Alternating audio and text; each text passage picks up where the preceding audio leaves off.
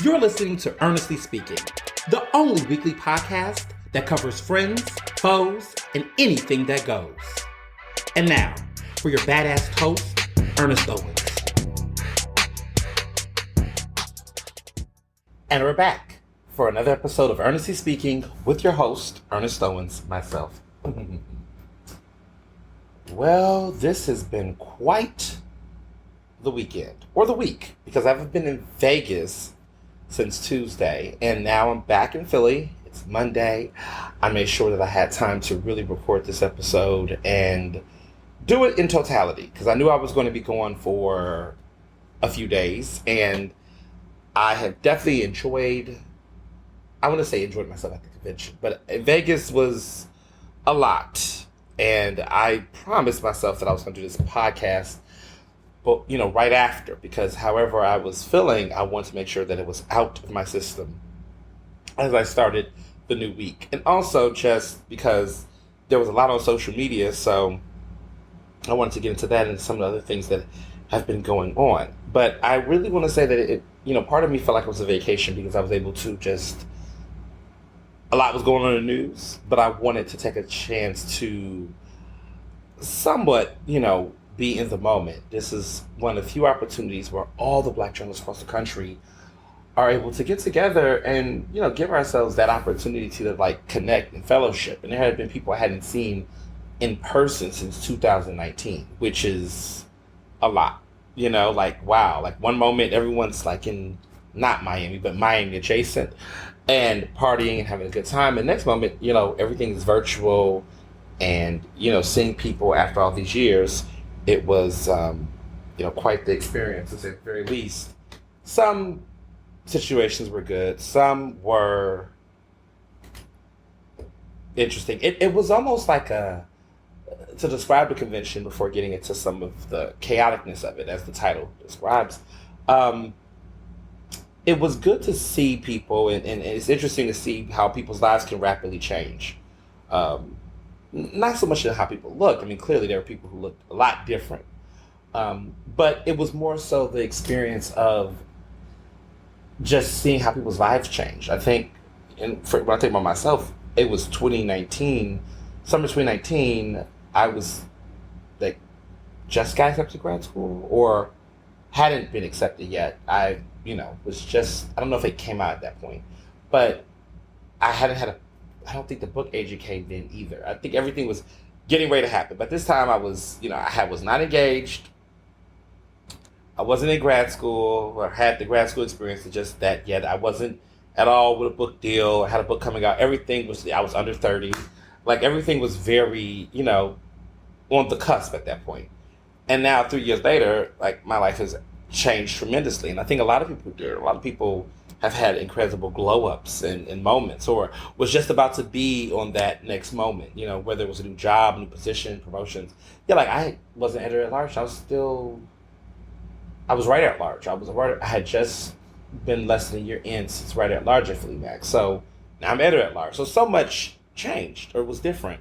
So it was good to just meet people and connect on that type of level, compared to some conventions where you're just no. But there was a lot here. I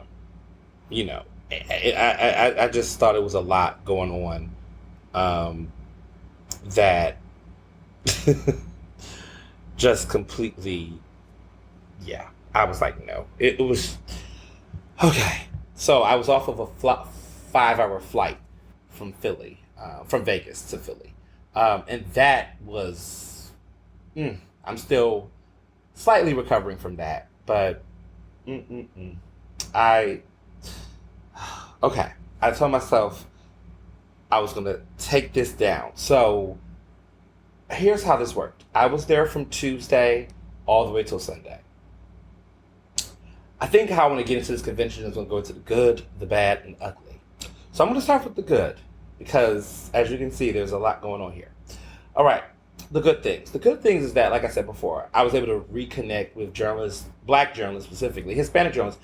It was the National Association of Black Journalists and National Association of Hispanic Journalists, a big convention, joint convention, which they do these every 2 years. And this show was in Vegas. And There was a lot of people from Philadelphia there representing, which was great. I loved the connection. I loved the opportunity to be able to connect. The good was that there were people I got to connect with and got to see that I hadn't seen in a long time, and there was lots of love. And I want to just shout out a lot of just. It was wonderful to see that this podcast is listened to by people I have no idea would listen to it. It's interesting, right? Like I always say this, but you just never know who's actually listening to this podcast. And what's great is that it was wonderful to see Black journalists from all across the country, multiple ones who came up to me. It's like, oh, I listen to it regularly. I'm subscribed, and it was telling me details and episodes, like certain episodes that I've done, and the jokes of them all. And I was just like, wow. And I had no clue. And so I love that in my mind, I'm always thinking. Let me just say this: that there's like my core friends who listen to it, and like those who listen to it, and it's our way of communicating through each other, and a couple of folks from Philadelphia, I suppose, that listen. But I'm always super surprised by how wider it is. Like people who are not from Philadelphia, and I'm like, well, why would you care to listen to my segments about Philly? And like they're deciding entertaining, but then also everything else that's going on nationally and all the other topics. So there's people who just like to listen to it, and I'm happy that you do. And it was just great to just bump into different people. I remember walking through the hotel, and there was a woman named Lindsay who's a journalist, and she was just telling me how much she listens to it, and I didn't know who she was, and it was a certain lingo and things that she was, picking up. And what was great was that some people who had been listening to the podcast and been following it, I let them in on the secret surprise that I can't say to everybody just yet. It's still coming, I promise. And it was cool because I was like able to like eavesdrop, saying it's this, like in person, and that felt good to have that. And they were so nice, and I had so many flyers of my book, because that was what I was pushing at the convention.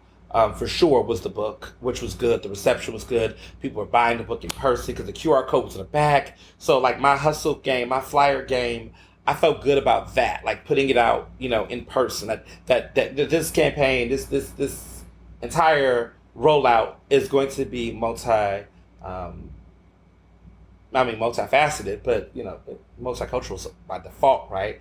But just multi-layered. It's going to be multimedia. It's going to be print. It's going to be podcasting. It's going to be articles and interviews and QR codes and all these websites. I'm just doing it all. Like I'm happy to see that people gravitated to the book in a good way and had already knew about it, and had a piece of lit on it. So that felt good to be able to do that, because I was like kind of like, how is that going to play out? Am I really are people going to pick up things and things? No, it was well received. So that was awesome, and also secured some people who was interested in like other journalists, like that do interviews and cover topics like council culture. It was kind of cool to see folks be like, hey, if you need something, they had me. So that felt really good, for sure. That was super dope. So the good thing was the connection, the fanfare. Shout out to Lindsay. Shout out to this incredible journalist at the Washington Post who does work at NCO that I got to meet. Sweet woman, very nice, and just doing great work at the Wash Post. So when she hears this, and I don't want to put her name out there, but she knows what I'm talking about. Thank you for listening to the show. It was great to meet you in person again. I think we've met before. And just all the people that follow me on Twitter, Instagram, yeah, Facebook, yeah, Twitter. Like a lot of folks that just was like, oh, I know you from Twitter, and tagged me into pictures. Super dope. I love that about convention. Like being able to, know that your work is being touched and that people are reading it, on different topics and different places. That felt good. Like that engagement made me feel good, especially when it's a random circle. Like a lot of people are like, oh, I see you I remember you from the Scorpion show, or I listen to your podcast, or I see you out and about. It just feels good that there's been a real. I feel very good. I felt the love a lot for a convention that was chaotic in so many ways. The good thing was being able to see people that you're friends with on social media, people that you follow, people that you look up to.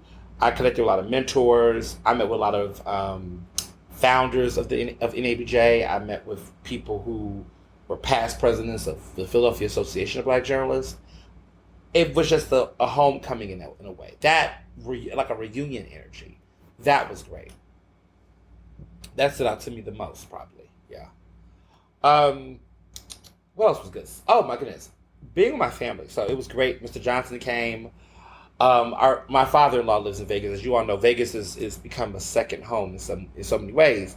My parents came, which was awesome, and my mother loves Vegas, so that was a no-brainer. So family was like very much cool to have at Vegas. Like there was time we spent time together. Mr. Johnson was zip lining on the city line thing. Look, I didn't participate in that. They went race car. First of all, Vegas was hot as hell. And I was surprised that he was very much on this zip line. But he did with his dad, which was cool. My logic was basically, like, if anything happened to both of us, like, somebody's got to stay alive to keep the story. That was how scared I was about him doing it. But it worked out. What else? So yeah, family was there. I did go to my restaurants. Everyone was asking me, so what do I think? Okay, Hell's Kitchen is the bomb. I need to just get that. It was definitely, oh my god, the other restaurants were great too, but I'll get to them in a minute. But Hell's Kitchen wowed me because I wasn't expecting Hell's Kitchen to be that good. I thought like, Gordon Ramsay, TV show, yada yada yada, beef Wellington. Y'all, that was the best beef Wellington I've ever had in my life. I'm just gonna let that be known right now. I ate it medium rare, the way that Chef Gordon Ramsay wants you to eat it, and y'all know I'm a medium girl. So medium rare was very risky, especially in Vegas. But I said, okay, especially when you're dealing with cooks where, I was a little scared because I was thinking, are they really good at Chef's Kitchen? Because, some of them, that beef Wellington, don't come out right or those scallops come out, but that kitchen at Hell's Kitchen is killing it. They're killing it. It was so nice walking through there. They had like a wall of fame of all the winners who have won over the past, 20-something seasons. It's a great show. It was an iconic show. It's a great brand. But the food was incredible. The beef Wellington was succulent. I have nothing bad to say about the food. The scallops. And let me just say this about that menu. It was $89 it was like $90 per person for the 3-course. Now, let me break down what the 3-course was. I chose the scallops, which great portions. I had 5 scallops. Okay, most restaurants like that, Philadelphia, and you small fucking portions. Listen, get with these West Coast, get with these southern cities out here with these badass portions. I'm so used to eating like small, mini little garnished ass plates of food in Philly. Sometimes at fine restaurants. Let me clarify, fine dining restaurants, that I forget how generous it can really be. Because Hell's Kitchen was definitely fine dining, but I got 5 scallops on the plate, which was a blessing. So that was incredible. The scallops were incredible. The main course was the beef Wellington, which was paradise. The tenderness, the flakiness of the crust around. Like, where can I find good beef Wellington in Philadelphia? Somebody like DM me. It's just, the food was. I just remember being just so impressed. Seasoned well, flavored well. It's really hard to do. Some restaurants, they won't, I don't know. It was just very familiar and affordable, which was the even more, impressive part. But then that dessert, that bread pudding with that ice cream, I don't know who, but also incredible. Just an incredible menu. Now, it was my mom, my stepdad, Mr. Johnson. We were all together, the 4 of us. And we decided to also get, in addition to that, the lobster risotto, which does not come on the tasting menu. You have to buy it separate. But again, risotto with lobster, the way they did it was, I put the pictures up on Instagram so you can see the gallery of the food. Phenomenal again.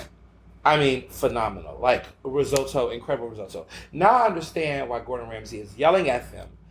Not that he should be a bad, employer, but I can understand why he would want it to be right, because when it's right, it's incredible, it's immaculate, like it's just good, it's just so good, and no shade to the Del Frisco's and all the steak places around here, but like the fact that you all try so hard to act like, this is a LA restaurant, this is not LA restaurant, a Vegas restaurant, but like a West Coast restaurant where you already know they could be charging £1, but it's just the portions were just ridiculous. I think that Wellington had to be about £1 or £1/4. It was just divine. And there was a potato pate and vegetables.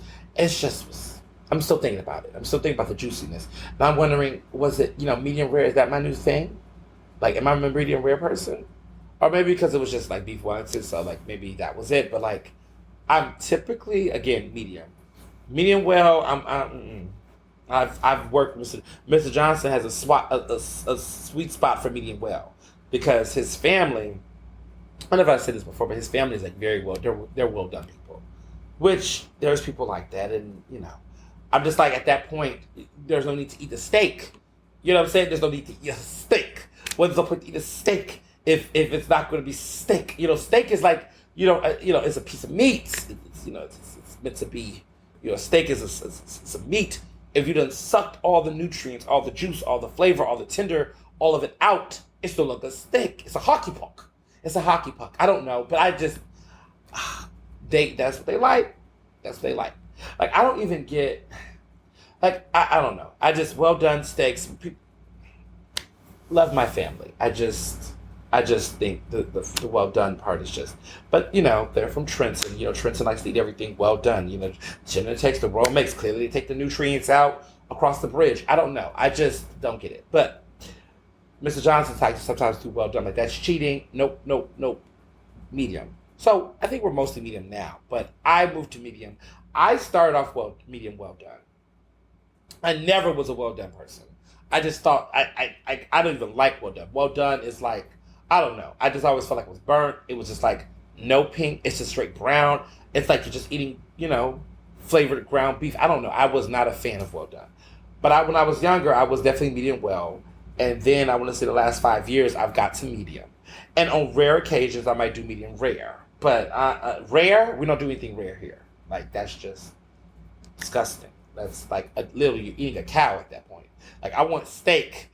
I don't want a hockey puck. Like let me be clear. Like the range is this. I want either steak, which is in the middle. I don't want a piece of cow, and I don't want a hockey puck. I want what's in the middle, which is a steak. So medium and medium rare. I feel like the finer the restaurant, I might do medium rare, but that's on special occasions with smaller portions. I feel like for a big steak, I need to do a medium. And if my guy is good with the medium, he should hit that sweet spot that's not the exact medium temperature, but a little near the medium rare, but not medium rare. So that's where I like to be, in a little sweet spot in the middle. Now, I think my husband's more on the medium well done middle. Like that temperature in the middle, if you can hit that, he's on that end. We're getting better, right? So they were incredible. I just words cannot describe the steak. It was just done well. Just A+. The next restaurant, before then, when we got there, we went to Bazaar Meats by Jose Andres, which was fine dining at its finest. I mean, caviar in cones and little mini cones. I mean, that was like on some other level type stuff. Like we shouldn't be the same conversation talking about that place. That place of godly excellence. Now you see the price difference between two. I think it was like $200 more than the $89 per person.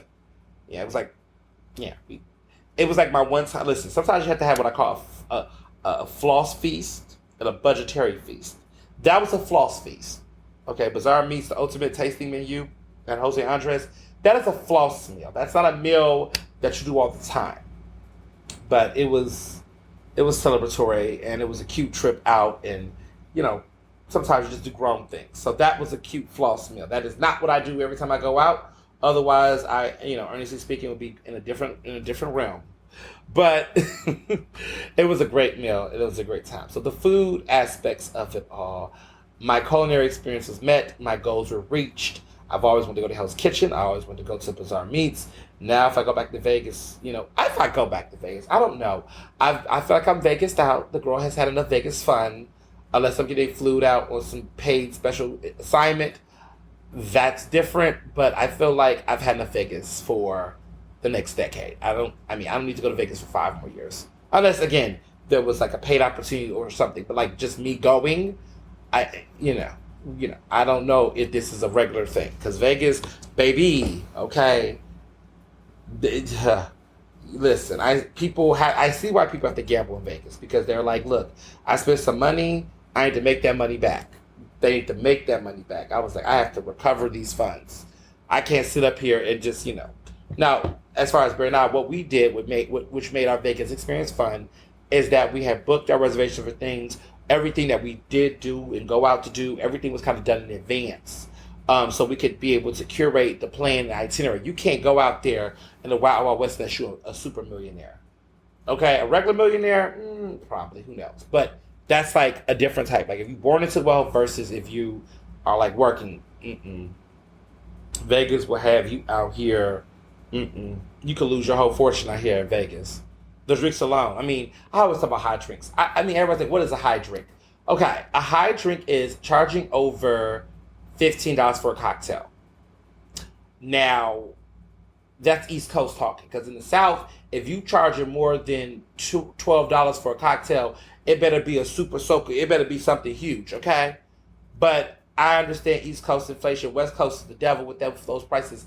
I believe that a cocktail to me is any drink. Is expensive if it is over $15 for a typical cocktail. Now, if we're talking about a cocktail with a gold olive and a cheese and a caviar, whatever, you being extra fancy with a high end, that may be different. But if we're talking about a standard cocktail, okay, in a 12-ounce glass or in that range, maybe with ice, if it is over $15, it's expensive. Period. Which means that there were a lot of expensive cocktails, drinks at these restaurants. Okay. The good thing about NABJ is that things are sponsored, so you can wiggle with a little bit of that. But baby, no. Not over here. Not over here. I can't do it. Not spending that kind of money. Are you crazy? Like me, I'm a happy hours guy. But I do, I think maybe because I'm married to someone who owns a bartending business, that might be why I'm a little picky about drinks now. I think it's evolved and changed over time. I gotta ponder that. Like, am I being a little extreme? Is $15 it's like, is that really expensive at a cocktail over 15? I'm gonna say yeah, because at the end of the day, like, again, what do you look? Okay, if you're now, let me clarify this. I'm not talking about like if you got a drink that is like a double shot, like a big huge whatever. I'm talking just like a vodka cranberry, a Cosmo, a gin and tonic, or something like that, and they're charging $15 for that. That's to me ridiculous. When I was in Vegas, the restaurant that we were at, there was a restaurant called Cafe Americana. It was $20 drinks, $19 drinks, something like that.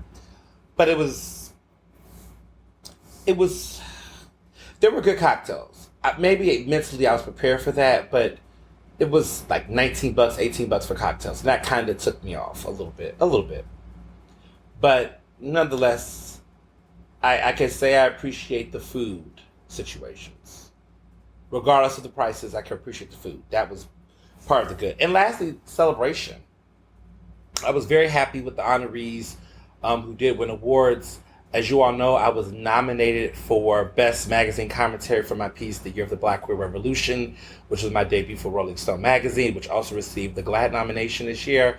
Well, I won. So it came to fruition. My fifth consecutive win in 5 years, my fifth Salute to Excellence Award by the National Association of Black Journalists. I won an award there. Continuing my long ongoing title as an award-winning journalist and CEO of Ernestly Empire LLC. Like, people were like, oh, people say award-winning. Yeah, because it's a consistent thing. I consistently winning awards for my journalism. Not just like, okay, I won an award one time in my life. Like, it's an ongoing thing. Like, the work consistently gets recognized no matter where it lands. So that was truly exciting. And some of the other great people from Philadelphia won some awards. Elizabeth Wellington from the Inquirer, Melanie Burney from the Inquirer, Chris Murray from the Philadelphia Sunday Sun. A couple of great Philadelphia representation, just the winners this year in different categories across the media. So it was great. Philadelphia was definitely representing. So yeah, I think that was, celebrating other journalists, being there, winning the award myself, the fanfare, the food, the family and friends. We went out to some nice clubs. We, had some good times in that regard. Sports Task Force party was incredible. It was interesting because we were at the House of Blues, and so people who look at my Instagram story, what was a little scary, which kind of goes to what I get into the bad and the ugly, but it was what was interesting the most about it was that we were all across the concert. So if you were VIP, you got to have personal seating that was the whole spread. So you were like spaced out and distance from everyone on that level. But if you were on the bottom level with the $25 ticket, general admission level, you were basically in a ant farm. Like everybody was ant out. But the VIP situation was spread out because you had all these seats and people could have personal seats and just talk to each other, party with each other on their little rows. But it was very spaced out. It was definitely a different experience, a lot better in my opinion, personally. There was like an open bar. There was 2 wide bars. You didn't have to share the bars, and so that was cool. So that was a great party, and it was also fun to see Roland Martin, who I can't stand, guys, get booed while he was out doing the most. I mean, he had this long draped robe on. It's late at night. This guy's just the most.com. But you already know how I feel about Roland Martin, his antics, and his homophobic history. But, to hear from him now, he says he's a lot different. So, interesting. So,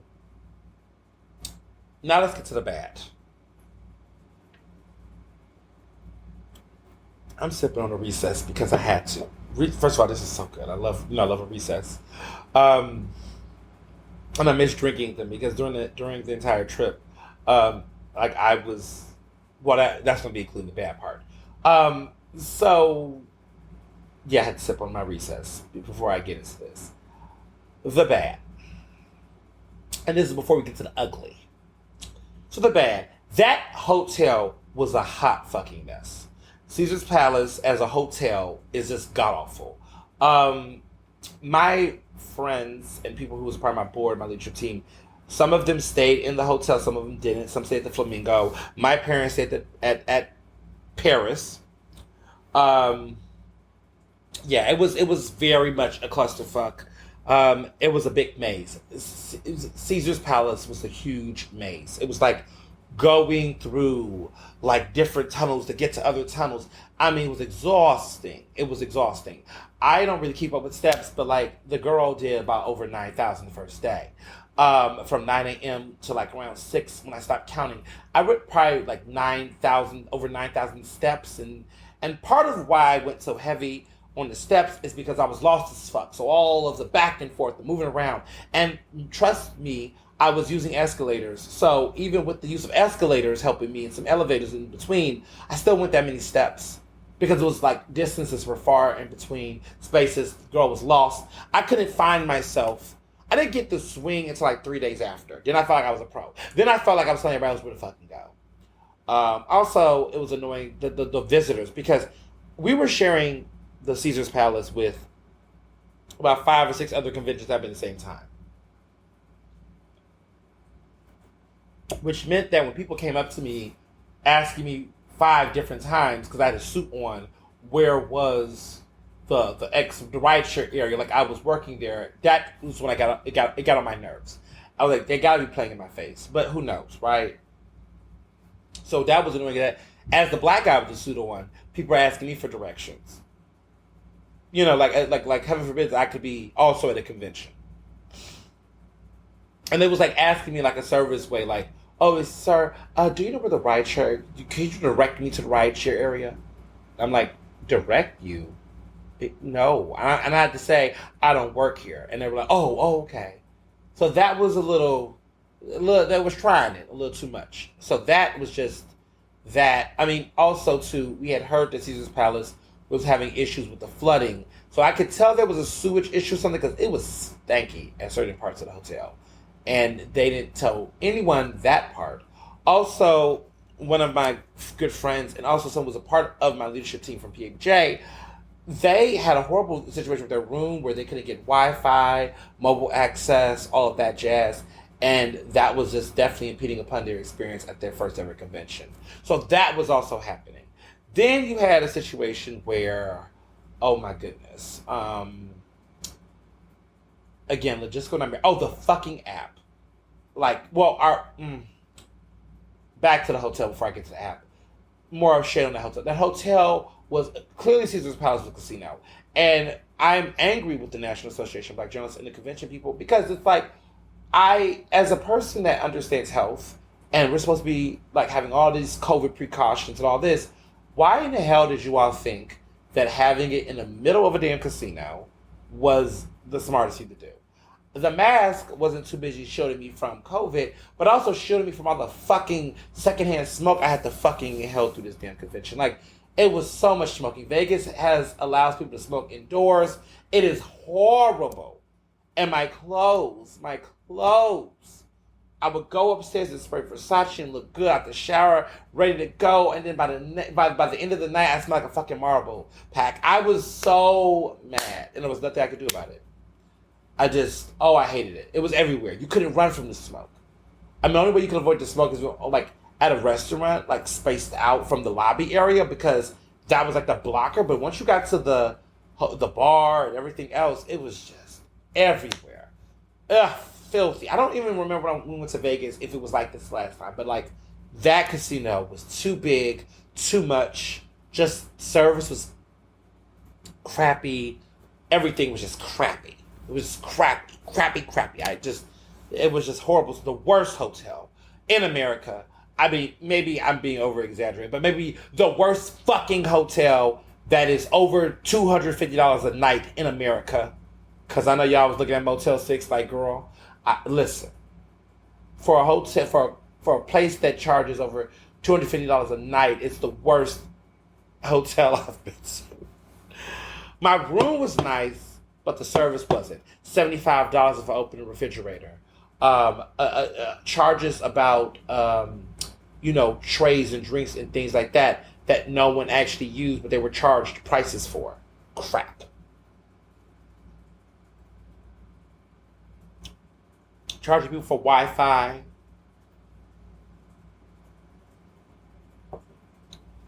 Then the Wi-Fi is spotty. It was a grift. It was a grift. It was a money grab. It was just a money grab. I'm pissed. So then, more of the bad, because we haven't gotten to the ugly. So this app that NABJ on the just customer service was just a lot. So let me be very clear. The staff, like outside of the executive director, the staff did the best they could with what they had. My hat goes off to the staff outside of the executive director. The staff, I think, did the best they could. So they definitely, there was some confusions at times, but they worked themselves off.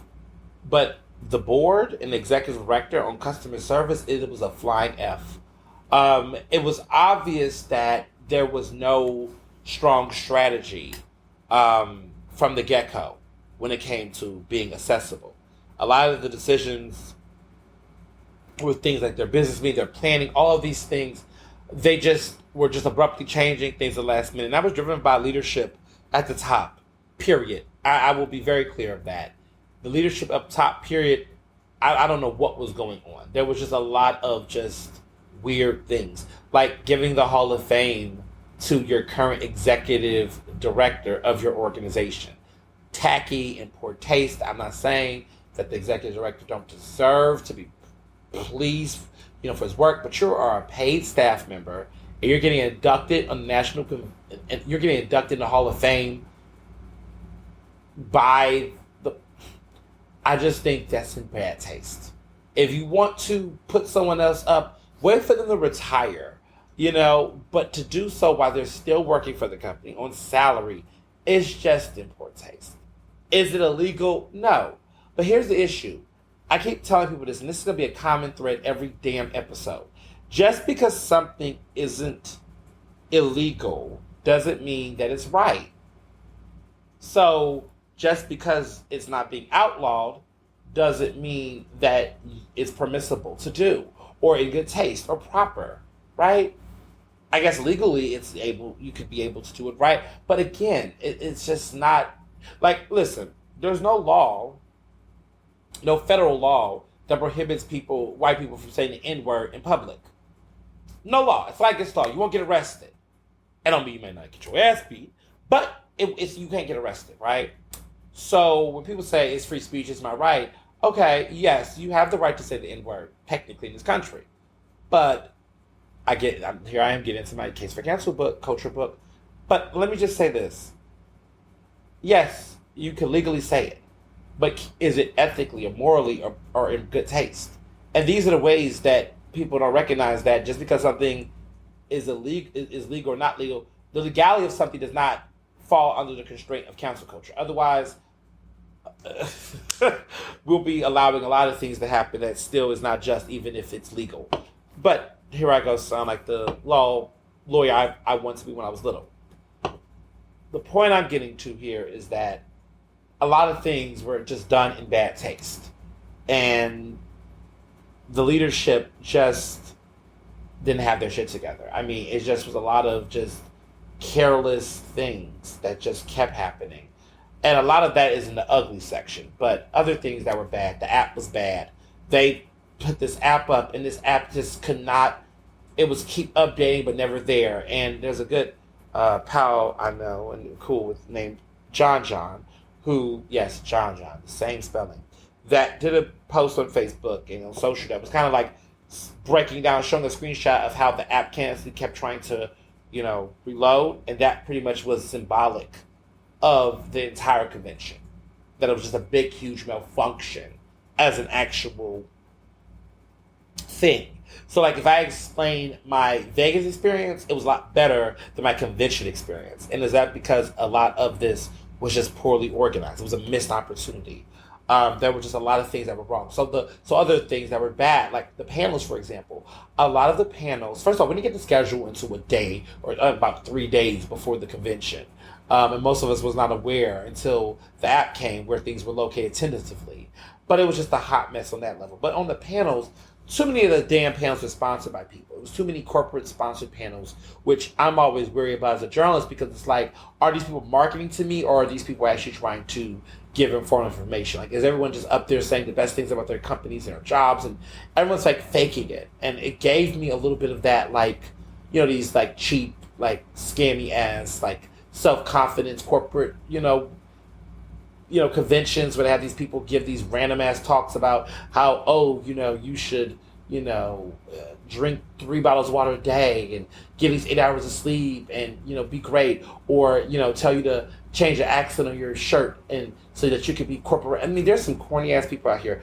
But let me tell you that eat up those type of fake motivational, conferences, like these women empowerment. They're not even women empowerment. They're just like women, like scammy women in, corporation, things, or like, male excellence, like champion men, like these weird random like webinars, like seminar type things where they just put out a bunch of these like quote unquote gems that aren't really gems, they're more like pebbles, and they frame it in this way that makes you feel like, you're gonna walk out here and conquer the world. And honestly, all the things they told you were like plagiarized and stolen and taken from like a bunch of other self-help, effectual books. Like, I remember sitting at one of these things and the person was up there talking about these points. I'm like, sir, you literally took purpose-driven life. Like, you literally took the essence of purpose-driven life to make this damn speech. But go ahead and be great, you theft, you thief.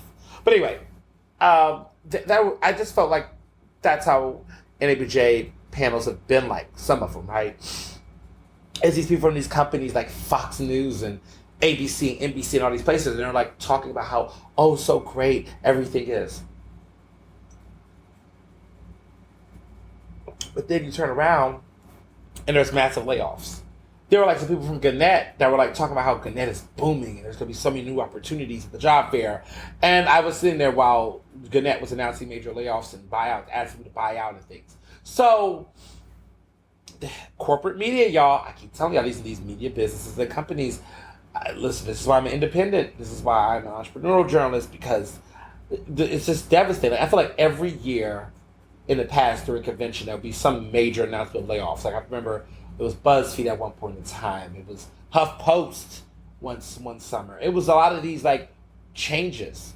And it's sad because a lot of these black journalists are like the summer is centered around the convention. What does it feel like to know that your job is making cuts, like while you're at a convention where you were like being a recruiter for a job, and maybe you could be losing your job, and you might need to go to that convention, that career fair yourself, and try to get opportunities. So I mean, for me, I didn't really go to that many panels except for the ones where I wanted to support friends.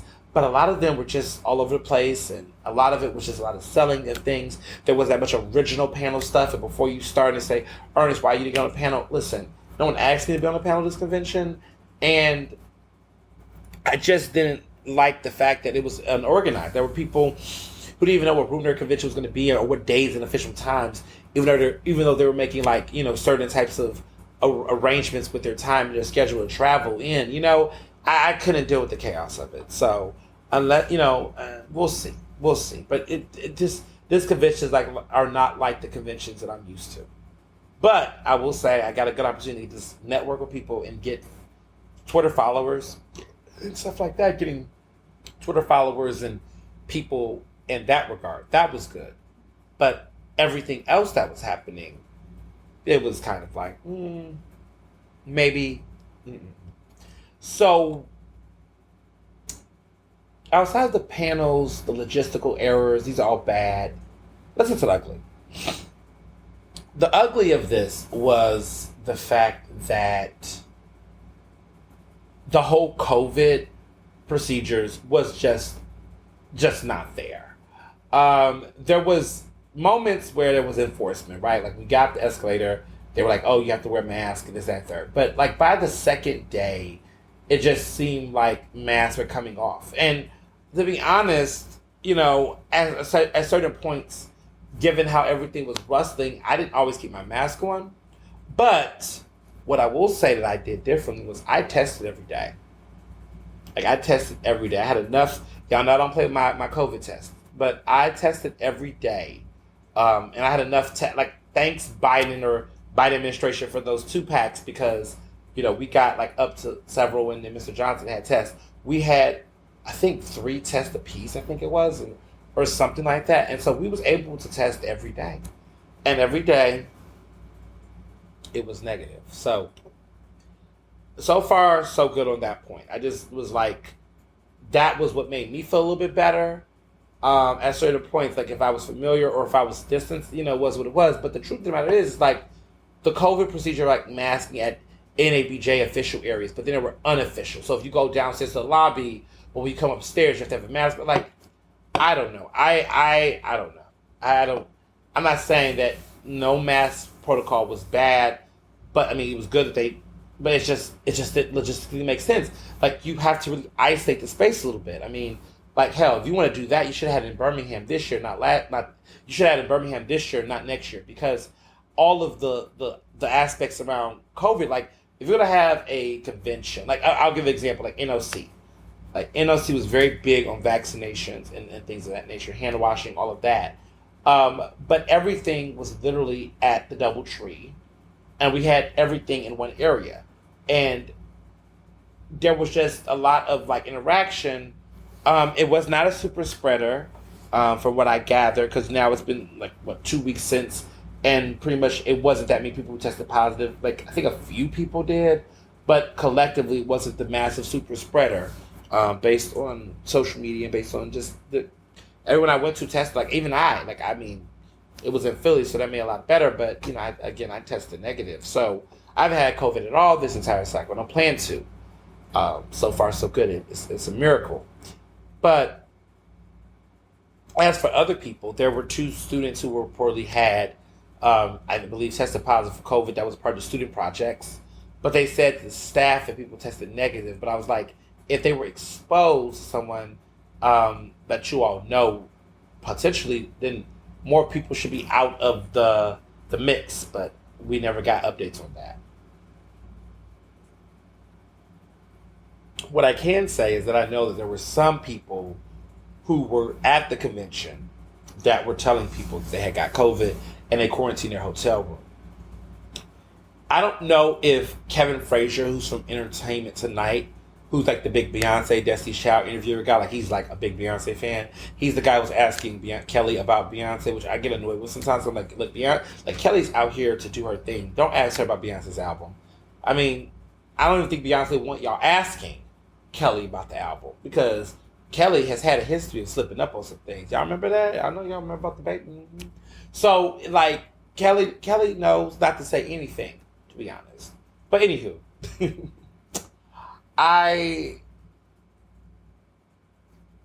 he had got COVID.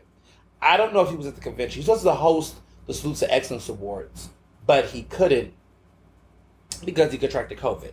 I don't know if it was in Vegas or somewhere else because I don't remember if I saw him. But he had COVID, so he couldn't come. So they had another host along with Jerica Duncan, who was phenomenal. Philadelphia is always going to represent, but yeah, that was just like, sure. Yeah, COVID procedures were just it just didn't make any sense. Like, there was certain parts, like they had the Walt Disney World reception, and it was they tried to control the crowd by saying only 500 come in, but it was like a big old ballroom. I didn't really see anyone hardly with masks on in there. It was just a lot of like up and down. There was like hardly no real enforcement. It just fell apart easily. The protocol, you just have to be your own person. Like, I brought my own test, and I think that's the mentality, right? It's like I'm at a point where I think everybody is like, if you're going to, be present, if you're going to go out, you gotta take your health in your own hands. Rather than give us cloth masks, it would have been nice if NABJ could have got some tests sponsored. Since we're big, we're a joint convention. We couldn't get anybody to give us tests. Everybody should have had tests in their thing. I used to say they should put condoms in there, but I guess that's people's personal responsibility. Not to say promoting sex, safe sex, whatever. But I get it. But tests for COVID, yeah, I think everyone should have got those. I feel like every convention, hear me out, that if you're sponsoring something, you should get people that. What we did at the NLC convention was that we had testing locations information to get to testing sites that were like literally right near the hotel that were free options. Like something, I don't know. But I just feel like this is a bigger convention. It's a bigger convention. It's been around for decades. Like, I just feel like we have enough clout where we could have gotten tests for everybody, with them. So they, because I brought my own, but that's I feel like at that point, if you care that much, that's what you should do. Someone I recently, I don't know if karma's a thing, but I would say that there was someone who had an event with a group of their friends, and it became a super spreader without them realizing it. And they were out and about, and what's interesting is this person who threw it used to be very COVID cautious themselves, and I thought it was interesting because I was like, wow, you were the one who had the most to say about other people doing events around COVID, and then here you are doing your event, and it was a super spreader that you assumed others were just going to be. So situation makes me so upset because there's people I know who's involved with it who just did not need that additional stress on them, and people just in life say no. Say no. If you don't want to do something, trust your gut and say no if it don't feel good. Real friends, real people in your life that know you, they'll understand. Just trust your instinct and say no. Because when it's all said and done, it's always going to be you that's going to have to reflect and think about the consequences and risks or the things that are involved, and some stuff is just not worth that. And real friends don't put others and people in situations that they're always gonna have to try to swim out. So that's what I will say. I think with this convention, there was just no consideration, right, of boundaries and I mean, it was so bad that, like, in registration they had the yellow, red, and green bracelets, and the red, the yellow, they mean different things. Like, you can only shake my hand, you can only what's the other one, no touching at all, like just give me distance, Or I think one is like, sure, do whatever. Hug me. I'm down for whatever. Fuck with me. It doesn't matter. So I feel they had those bracelets, but nobody actually took any. I don't really saw that many people taking them because they didn't know what the hell they were there. And the red, the green, and the yellow, it's giving Mexico, it's giving Afro-Latina, Latino, it's giving, it's giving Ghana, it's giving black. Like, it just, the colors together, people didn't understand because I don't even think the people at the front were explaining the bracelets. They were just there. And they were cute, but like no one knew what the fuck they were for. So no one actually were like engaging with each other. Like I've seen other conventions where they put the stickers. At the convention I was just at, NOC, we had the stickers and they were on the lanyards when you got there. So they were like, hey, this means this, and you would choose it. But again, smaller crowd, to say the least. So COVID precaution was ugly. Plus, we was in Vegas at a Vegas casino, so how dirty does it get? It got wild. I had to. Okay, let me tell y'all this. I had to literally get. What did I do? I had Lysol to go with me. Lysol wipes. Okay, when I tell you I was like Naomi Campbell, and I wiped the hell out that plane, and I wiped the. Listen, I was not playing. Tables got a mist before I walked in. Chairs got a mist. I tried. Maybe, listen, people can laugh and say, oh, Ernest, you're doing the fucking most. But let me tell you something. Mr. Owens have not gotten COVID yet. And that is a wooden table. And listen, I don't play with COVID. Mr. Johnson and I are COVID free. I cannot. I just. And one of my friends recently got COVID, and it was just like, don't want it. They're doing better. They're doing well. It's just like no one should want to. Yes. So COVID precautions were crappy and ugly. That was one ugly. Now this ugly is more institutional than anything else. A lot of the convention, the board, the leadership at the helm, the president. My goodness. I know I can exaggerate. Not really, but sometimes. I would just say that I felt like the NABJ is a multi-million-dollar nonprofit. They're a 501c3. They have money. They represent black and brown media professionals. That includes journalists, PR communications across the country. They're a big damn deal, right? Been around for nearly 50 years. The leadership at the helm of it are just not good. There are some people that do well, right? Of course. But just there's no sync. They're not in sync. Like there is just lessons to learn about nonprofit leadership. They're just not in sync. And there's a lot of paternalism. There's a lot of condescendence. There's a lot of pettiness. There's a lot of confusion, disorganization, people talking over people backstabbing people. It's a lot of that going on, and it is taking away the shine of certain people that want to do better or do well. But let me just start off by saying it was the way that this convention was described, the way that it was handled had been a total clusterfuck before we even got there. And I kind of hinted at that in the previous episode. But it just shows you that people want titles, people want to be in leadership positions, and they are so caught up in the grandeur of everything that they can't even see the real reality. Sometimes you could be in your own world thinking, everyone likes this, everybody wants this, but not being self-reflective and realizing maybe I'm just the only one who wants this thing that I think everybody else wants. And that's just, you have to have a better level of self-awareness. And I think a lot of people haven't taken time with themselves to reflect on themselves and the approach that they come across. It takes time. I've definitely, over the years, look, I'm 30, so I'm still learning. But, it took me, 10 years, from my early 20s to now, to get more and more self-aware of how I'm presenting myself.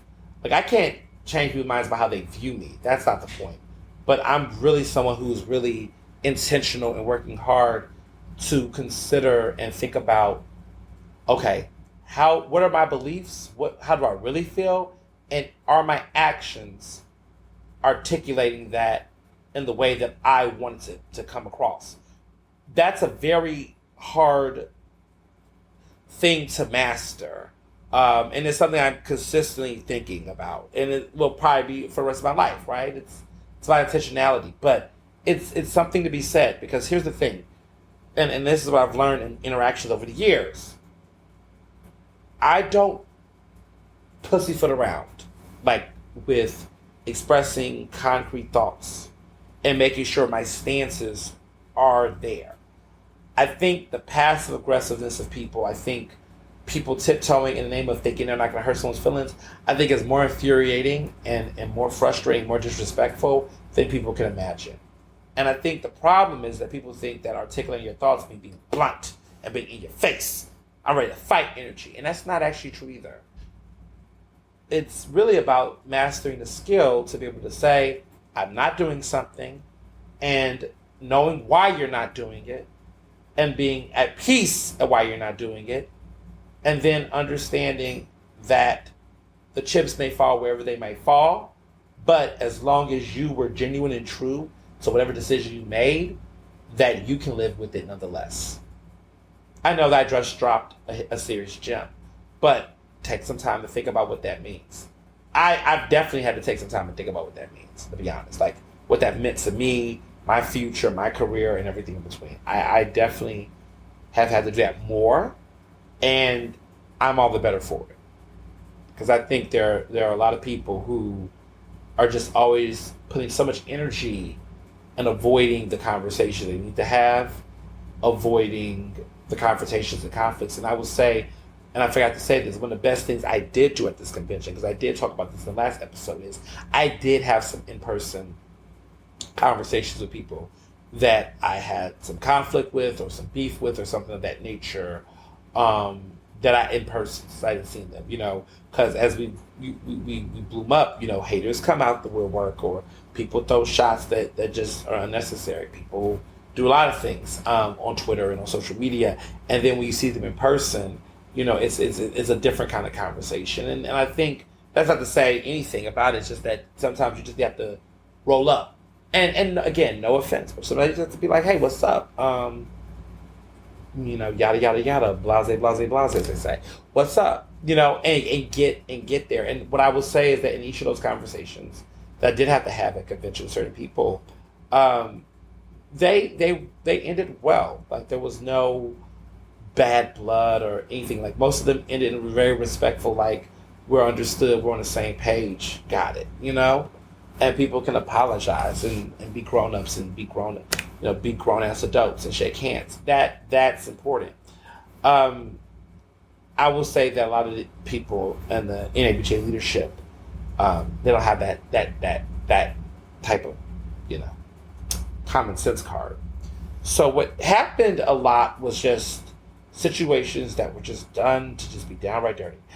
I mean, for starters, the Chicago chapter won chapter of the year, and the president and vice president Brent are from that chapter. Groundbreaking. That's all I'm gonna say. Groundbreaking.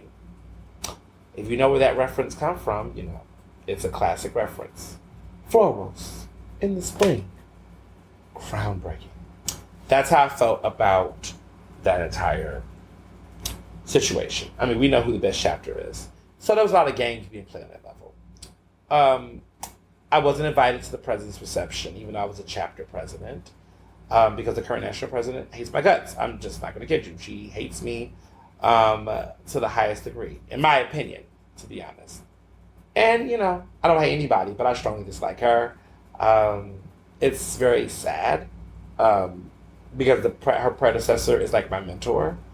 And so it's like really disappointing that there's like people old enough to be my grandparents, with no disrespect, that are acting like younger siblings.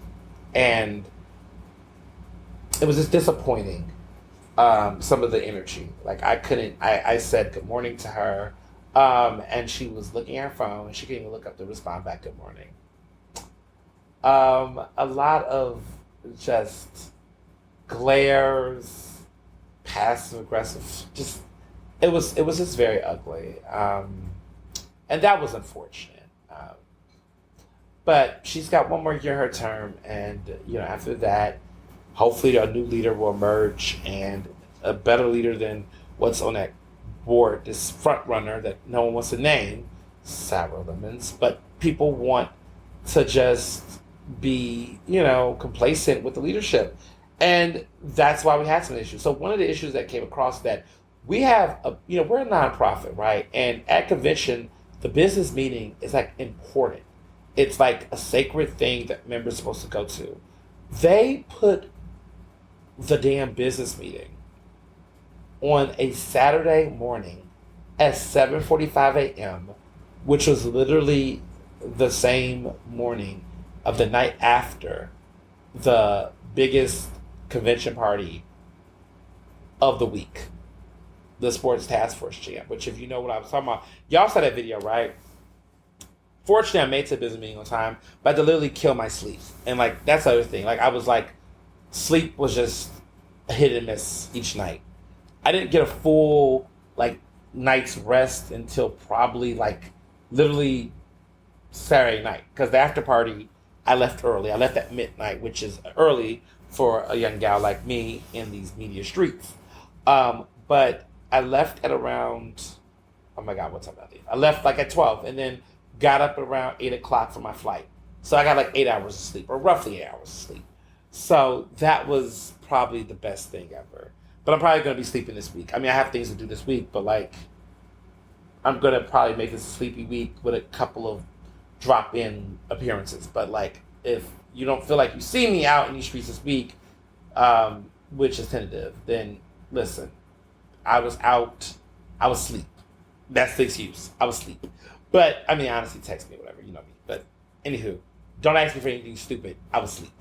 This week, at least. And then next week, I'm going to have the real vacation, which is I'll be at Ocean in Atlantic City, where I get to really be with Mr. Johnson, just being him, having a cute little vacation. My brother's coming back to Philadelphia for Temple, which he's in his sophomore year. So that's exciting. But, yeah, that's all that. But back to this.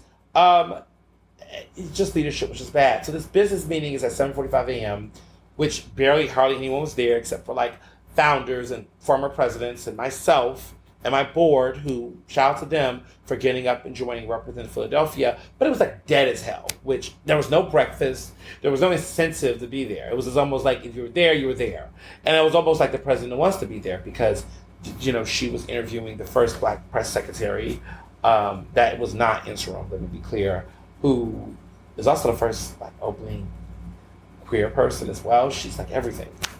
Yeah. So the meeting was super, super early. It ended super, super fast.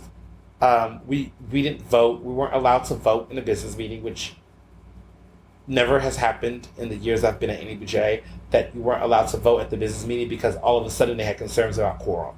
So that was just okay, we're rolling back voting rights. Next. I asked about the past president asked about annual report. Annual report was supposed to come out every year. A nonprofit is supposed to have one every year. They haven't had one since 2018. And that's because the new president's been in office since 2019. They have not had an annual report since then. And I'm just how are you a multi-million-dollar nonprofit and you don't have an annual report every year? And the president described it as being something that was optional. So, optional? Okay.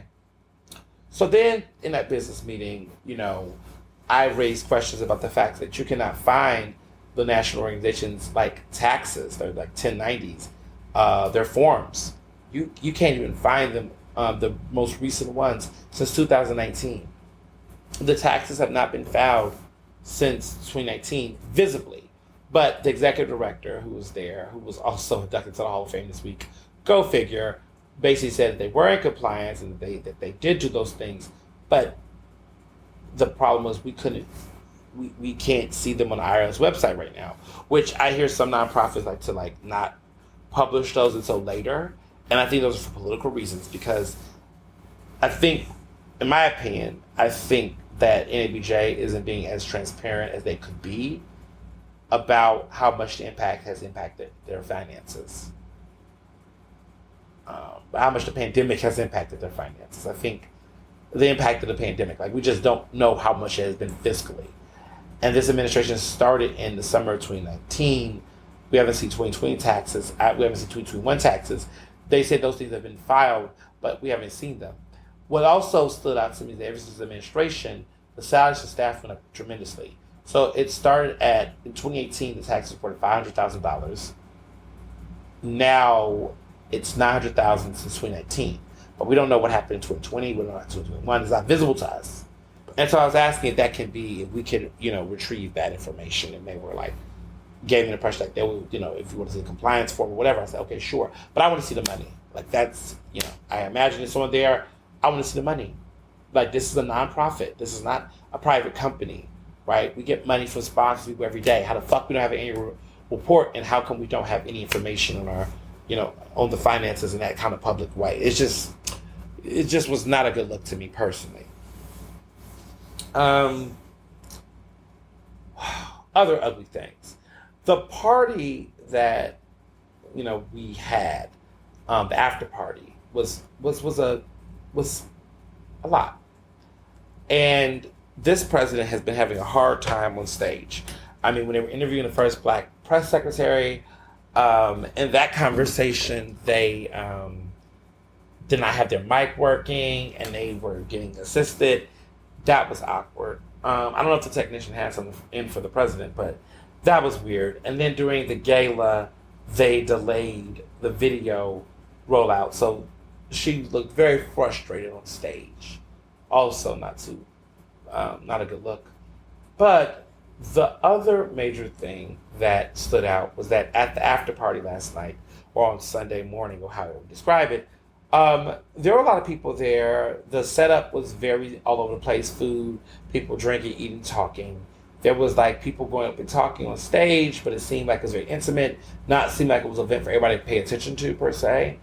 And the president just basically dropped the F-bomb like on stage multiple times and was like, "Some people to shut the fuck up." And these were like chapter presidents and leaders and sponsors all present there. And it's like the most embarrassing thing ever.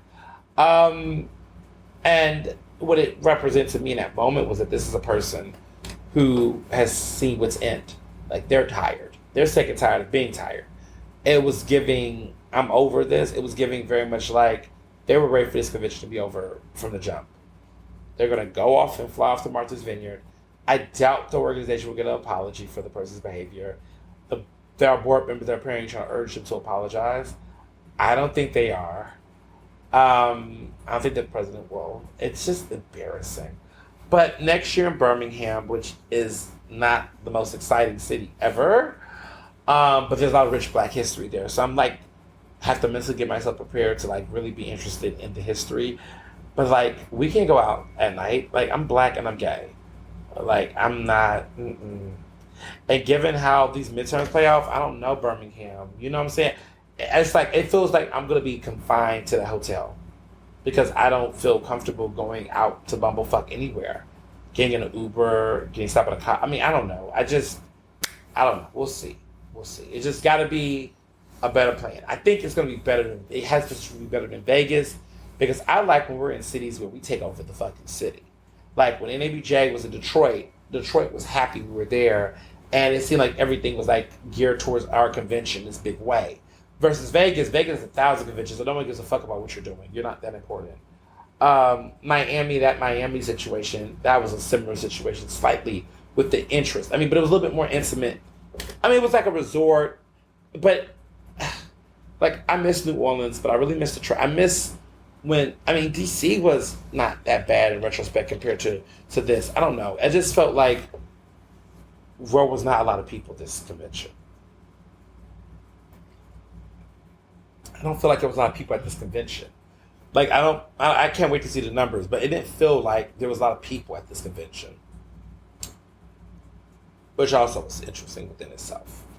But in closing, before I get to the rest of these hot topics and get myself somewhere to lay down, it was a 4 out of 10. The convention was a 4 out of 10. It was a missed opportunity. It definitely, if it would have been done logistically better, if the customer service was a lot better, I could see giving this around a 7. But as of where it stood, I'm going to be nice and give it a 4 out of 10 as far as the convention. And I'm really being nice because I really feel like deep down inside, if you talk to me about it more, I'm probably going to say a fucking 3. But I'm going to say 4, just round it off. 4, Beyonce's favorite number, 4. It was a 4 out of 10. As far as my personal experience outside of the convention, just Vegas and me, and just not looking at all the structural fuckery of the convention, but just looking at my Vegas experience, I'm gonna say about an 8 out of 10. I really had more fun when I wasn't like in the not formidable, but the very much so formaticness of the convention. Like when I just had my own fun, had my own experiences, and make the best out of my situations, it was like a great time. Like I really enjoyed the time I spent with my family, my friends, some of the conversations I had, some of the joy I got, some of the love I got. That made up for the convention itself. It was a very expensive experience, but that, I think, my overall experience outside of the convention was about an 8 out of 10.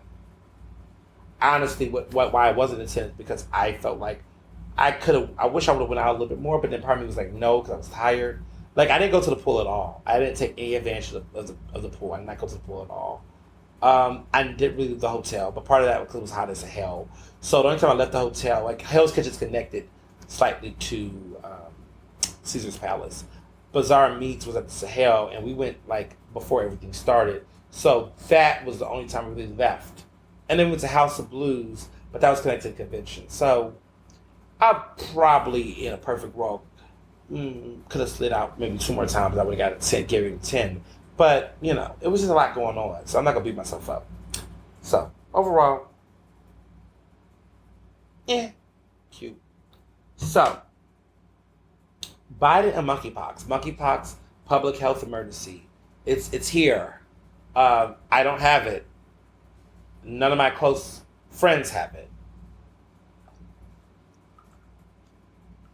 But some people who watch adult entertainment told me that a lot of adult entertainers, I guess porn stars, people that they are fans of, haven't been putting any content up online in several weeks or whatever. Not weeks. Did they say weeks? Days. Which I kind of was like, what you mean days? What, they put it up every day? They said that apparently there's which I'm not naming names, but there are some that are going on Instagram Live sharing their experiences, like their body and their skin and the pox themselves. Ooh, they look, it just scares me. It scares me. I remember telling some people I knew at the convention, I was like, listen, you could get COVID or monkeypox or both. Like, this is not the convention to be that kind of person. Not them slut shaming people, which I just want to add too. That's the other thing about Vegas that was also frustrating. It was frustrating that in Vegas, there were a lot of, no one likes to use the word prostitutes anymore, clearly, but a lot of sex workers who were like making it a point to harass and physically grab on or touch people. So that was just also very much a turn off about the convention. I guess because I had a Telfar bag and I guess I presented very much so gay, that no one was like, no man approached me, but women that were like, I believe that would be sex workers were definitely doing to other men that, I guess presented as more cishet. And that was the standout. That was something I heard consistently. There was one situation where I saw these girls chasing one of the guys who was at the convention to their hotel room. Now, this person was trying to get away from them, but they were just blending in. And it was weird because when it was convention time, after hours, anyone who was black at that building, a lot of times people thought that they were a part of the convention. They were young women, and some of them, I didn't know if they were journalists or whatever, but they were like, oh, where's the party at tonight? And it seemed like they were trying to crash into some of these convention parties that were happening, these hotel parties. And that was another thing that was just not good about the convention. It was just like just some of the other things that like listen, people gotta get their money and get their coin how they get it. But like if somebody is clearly with their girlfriend or they're with their friends in a professional environment, why would you that's not your job. Like the ballers, I mean, none of these people, like I just think the solicitation, like in the public space, in spaces where I just think there's a better way to do it, clearly. I'm not a sex worker myself. I'm just thinking in my mind, I mean, surely, I don't know, like it's just not the place. Now in Vegas, it's legal, so I'm very much aware again about the legality of things. But just because again it's legal doesn't mean it has to be it's the best thing. Sex work is fine. But going up and grabbing people and not keeping your hands to yourself and approaching people who are not showing any interest, that's not okay. So boundaries. That was a lot of boundaries that were missing. But there are some adult entertainers, a lot of which I've heard are black and gay and male, have basically not been posting much on, OnlyFans sites and different sites. And some of those people have gone on social media to announce that's monkeypox. And so it seems like it's been infiltrated, which isn't too much of a surprise, within certain demographics of the adult entertainment scene, which is very scary. Because some of those individuals are sex workers who, I mean, in their own way they're doing adult entertainment, but some of them are which, like, if they have accounts where people are paying, they can lose a lot of money behind this, losing subscribers, fans, and people. And it's just that aspect of the monkeypox is now starting to become the conversation, is how this is impacting people's livelihoods beyond their health, and even the social stigma around it. I mean, because the way that they're treating monkeypox it reminded me of COVID earlier. I feel like COVID still has a certain, I guess, connotation to it, but not as much now. I feel like because everyone and mother has had it, like no one can judge anyone. It's almost like, oh, you've gotten COVID? Yeah, I got hit by a bicycle once. Like, it's that kind of conversation. But monkeypox, oh, the stigma is real. Okay, it's real. It's real. It's giving very much like people think you have HIV, and the stigma that people have given people with HIV, which is disgusting, inhumane, and inappropriate. Some of that is echoing the way people are treating monkeypox, which is not an STD, but because so many cases are connected to certain demographics, people are forming stereotypes. But I must say that even though it is not STD, if we know the demographics of people who are being impacted in certain ways, is it not to consider how you are engaging? Not just quote unquote gay sex, but just in general. I feel like in any type, like for example, like when the pandemic happened, I had my single friends, and I was like, "Are you still on dating apps? Are you still trying to like look for people to hook up with?" They're like, "No," right? Because they're like, "It's a fucking pandemic, and like if I'm not going to have random sex partners during a time like this." I think some of them wanted to just boo up with one person that they knew really well and quarantine with that person. I mean, I was a fiance throughout the pandemic, so I got married, right? And I've been with the same guy for years. So it's just a different mindset there. But I mean, listen, if I was single, and I'm talking for me personally, me and my hand would be best friends right now. I wouldn't do it, personally. I wouldn't. I'm a black gay man. I'm reading the statistics. I'm not saying that every black gay man who's having sex is that, but I'm like, I was single. If I'm single, looking to mingle, going to nightclubs, sweaty nightclubs with shirtless people and body to body and doing all that, I'm not doing that. I'm not doing it, period, because of COVID, but shit, I wouldn't be doing that either if it was, I just wouldn't be doing any of that right now. Personally, I just would not. I think this pandemic has taught me the power of having a romantic partner and one person and monogamy. It's made me think about a lot of those things in a different way. Not saying I'm shaming people for having polyamorous relationships, because I'm definitely not doing that. I'm just saying for myself personally, this pandemic has shown me different ways of intimacy and the importance of having close relationships more than ever with people you know and you trust and you love. Period. Okay? That's what I got out of the convention. I mean, shit, because a lot of people were like, oop, not gonna put that person's tea out. But I would just say that some people I know definitely was sexually frustrated throughout the convention. They were like, I want to so bad, but this is how I get it. This is how I would get it. You know, they were saying. They're like, yeah. So it's hard out here. It's hard out here. It's hard out here. Speaking of pandemic, so Biden is not he no longer has COVID, but he's still being safe. So as we all know, last week he got COVID for the second time. There was some confusion going on there. But apparently he's COVID-free now, as of the recording of this podcast. I don't know what will happen next day or so. Hopefully he is safe. Hopefully he's good. And hopefully he can bring Brittney Griner home. I interrupted my convention turn-up to just basically tell everybody how this was just a total, utter embarrassment for this country. Like,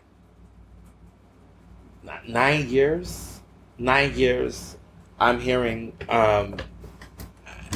it's a lot. Like, it's scary.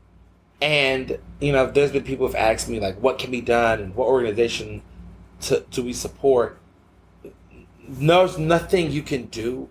This is just two political colonizers fighting with each other over frivolous shit to demand power. It's embarrassing. It's disgusting.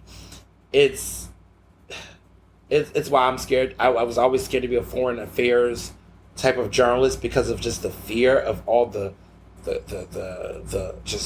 sheer fear that's happened. So I am completely traumatized by this, completely. And it's frustrating because it's like all of the things that I'm not, where I'm at now, I'm just so heated and angry about how everything went down. Emotionally, it's just one of those things that, it's just one of those things that I found myself completely just devastated because she's black, she's queer, she's someone who, is in a circumstance as a black woman athlete that people who are trying to, again, act like this is okay, saying things like, oh, the legal thing, well, she shouldn't have had that hash.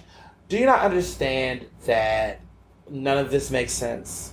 That less than an ounce of marijuana means 9 years in incarceration? Like, do you understand, like, how fucked up you have to be as a person to think that, first of all, I don't trust any of these people. Do you know this is a system that will plant drugs on people, that will exasperate something, that will take something frivolous that used to be just a fine or something, make it worse so that they can play into the game? They did this intentionally. The Russian government is very, very much so in a place that they hate America. America hates them. They're at war. And she's caught up in the middle of stupid world power politics. And the reason why she was in Russia was because of the fact that playing international for women in basketball, in America doesn't pay the same amount as men. Okay, so someone like her has to play international and garner, number one, the opportunity to get good practice and get better, but then also the opportunity to be able to have a competitive salary, have a better salary for their livelihoods, their family. They're underpaid, they're underutilized, and it's all about sexism. To be honest, it's misogynoir at its finest.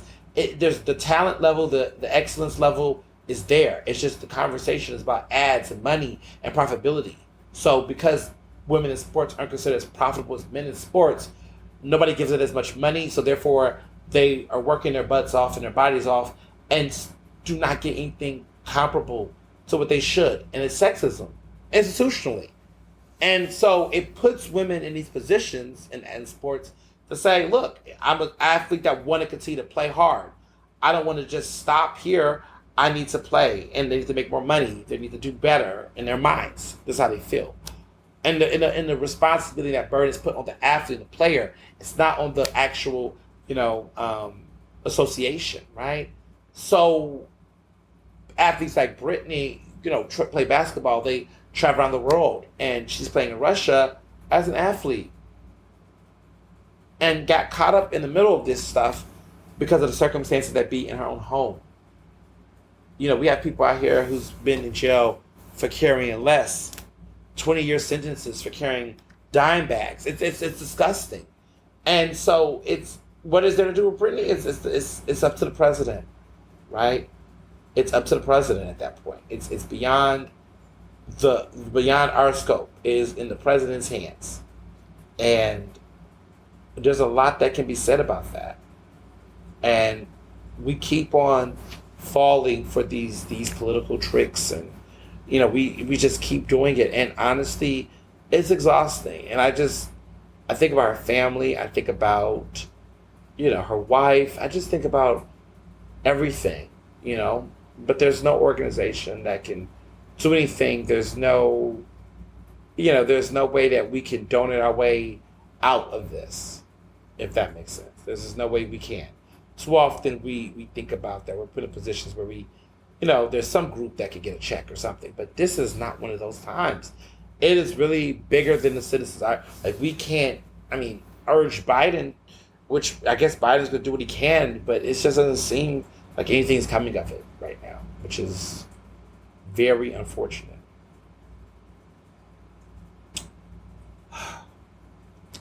So in that, there's also the GOP. The GOP has been a lot. I've been following some of the antics since I was at the convention, but I'm hearing about Lindsey Graham and this idea about letting states, decide, what LGBTQ laws they want to put in place. What are we talking about? I was gonna say Lindsey Graham of all people. That's all I would say. Senator Lindsey Graham of all people. Like, come on. Like, what are we saying here? And honestly, what I really want is a subpoena. I would like to see him subpoenaed around Trump.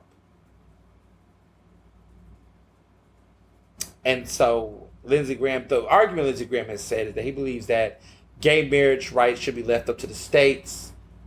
He would like states to decide that LGBTQ people count as fully human, basically. It's wild. It's wild. It's wild.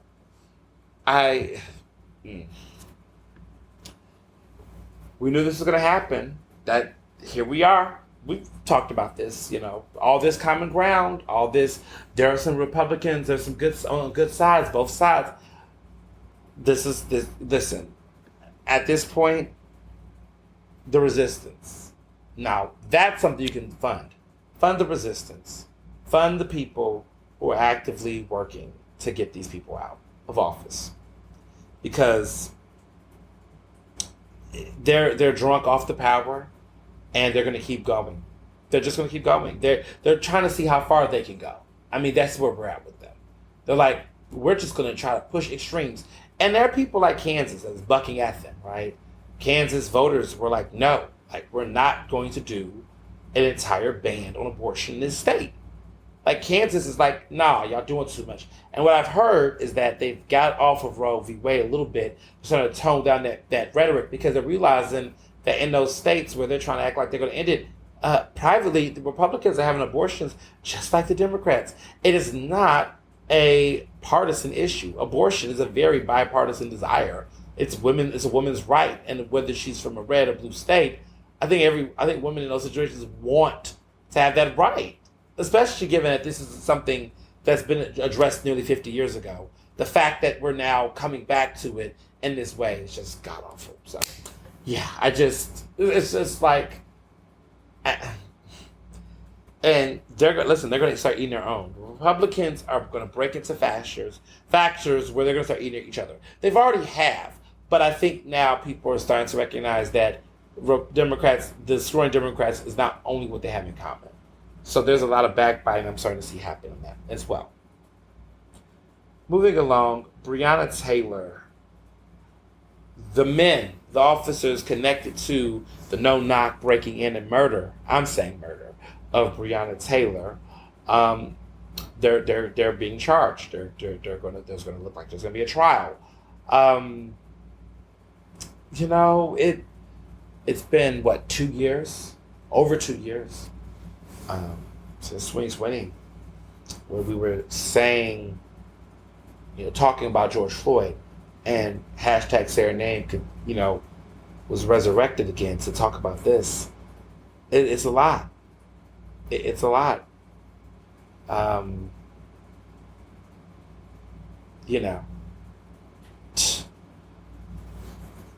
We'll see. I mean, being charged for a crime to me is no longer the big woo ha ha yay moment for me anymore. It's not. It's because it's just each step. I mean, George Floyd was clearly an international story that warranted consequences because the world was watching. But I'm still not convinced the world is always watching. And in situations like this, you just don't know. You just don't know how people are going to decide this. Like, are they going to just, bring up the boyfriend, or just are people not paying attention anymore? I don't know. I'm happy that it's still getting national news. Like, I mean, the New York Times sent me a news alert on my cell phone, so there's good in that. But I will see. That's all I have to say is we'll see. So, moving along to something of an update, because I know that this podcast came out and my phone was blowing up and there was a lot of viralness around this Neo situation. Y'all like, what? Okay, a lot. It was a lot. So, I want to tell you all the full unabridged story, because I did a viral Twitter thread last week that just was everywhere, all over the press. The blogs had a field day, and the Shade Room did not post it, which is interesting because the Shade Room don't like me. I think they're not going to share anything about me because I dragged them too when it was coming for Cardi and all that. But let me tell you, long story short, I Instagram story about this, that I had bought this Neo at Target. Let me break this down. So when I was at the NOC convention, I was at the Doubletree Hilton. And, in the daytime, I like to, because I was staying in Center City, which was dope for those days I was there. I have fun being able to walk in Center City, to kind of stay in the heart of it for a little bit. Then I got to walk the stores and places around because, I live in West, I'm in the best. But Center City was cute. And to a certain degree, and I talked about how there was nothing going on at night. It was kind of dead. But in the daytime, it was cool to walk through Rittenhouse and, get things and go to my place across Broad. Well, while I was there, I went and saw Lieutenant Governor and senatorial candidate John Fetterman, his lovely wife. But, outside of that, it was wild. It was wild. It was like, what are we talking about? You know what I'm saying? So it was a lot to take in. It was a lot to take in during that time. But when I was walking, and I of course went to go see Fetterman, his wife, I was walking down to go to CVS, which you all know is my favorite store. Now, Target, I kind of like Target. You know what I'm saying? It's a lot to take in. But yeah. Okay. I go into Target. First of all, when I walk to Target, it's the Target or Rittenhouse. Let me just be clear about that. I saw a black Mercedes-Benz van. It was like a big, huge, like tour busy van. Not too big, but not small at all. But it was definitely right there, parked around the corner. And I was like, okay, that's interesting. I'm very aware of my surroundings. So I'm like, okay, I'm walking over there. And I began to see an entourage of sorts. Like these people were in all black. It had to be about 6 of them.